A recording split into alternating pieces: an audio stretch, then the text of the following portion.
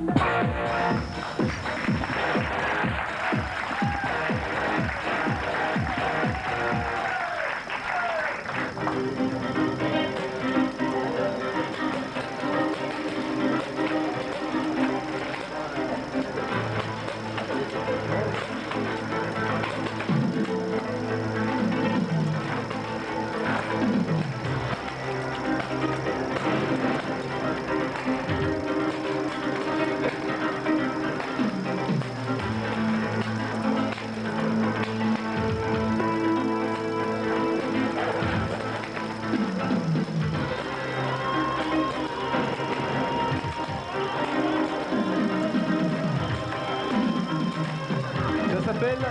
paintball, ça vient des États-Unis, on pratique ça en France depuis quelques années.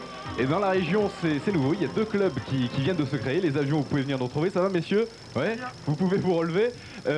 Alors, le paintball, ça vient d'où précisément? On vient de voir une petite démonstration. Ça existe depuis combien d'années? Ça vient des États-Unis, c'est ça? Ça vient des États-Unis. Bon, au point de départ, l'équipement servait à marquer les immenses cheptels pour différencier les troupeaux. Ça a été repris aux États-Unis il y a une dizaine d'années environ pour que les gens puissent se défouler sur un loisir. L'équipement, alors on a des marqueurs, on appelle ça des marqueurs et pas des armes, c'est ça? C'est pas un sport réservé aux militaires? Absolument pas. On a plusieurs lanceurs ou marqueurs. Alors il y a les marqueurs au coup par coup, les marqueurs à pompe et les marqueurs automatiques. L'équipement indispensable déjà c'est un masque de protection pour le visage, ça c'est obligatoire. Donc voilà principalement, et ça tire donc des billes de peinture biodégradables et c'est chargé avec du CO2. Ça coûte combien tout l'équipement?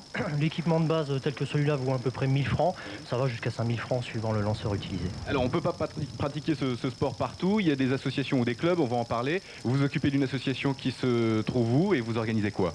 Alors nous, notre association, on développe le paintball depuis 2 ans.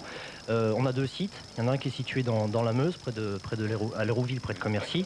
On a 10 hectares de carrière et on vient de louer un fort désaffecté à l'armée près de Nancy, 25 mètres carrés de fortification, de cages, de dédales, de couloirs. Alors vous organisez plein de choses, il y a des scénarios pour chaque aventure?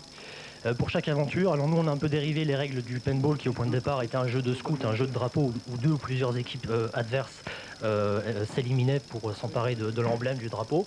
Et nous on a adapté des scénarios de 2 heures, 3 heures, reprenons la chasse aux aliens, la nuit du loup-garou dans la Meuse. Et puis alors justement, ces scénarios mettent en valeur bien sûr le paintball, l'action, mais également des intrigues où il y a des énigmes, des histoires. Ils viennent de toute la France pour rejoindre l'ALSG, l'association lorraine de shooting game, traduisez jeu de tir. Ces jeunes gens sont notamment adeptes du paintball. François Scherer, le président du club qui pratique depuis plusieurs années, n'a jamais été blessé. Vous voyez quand on vous dit que c'est pas dangereux.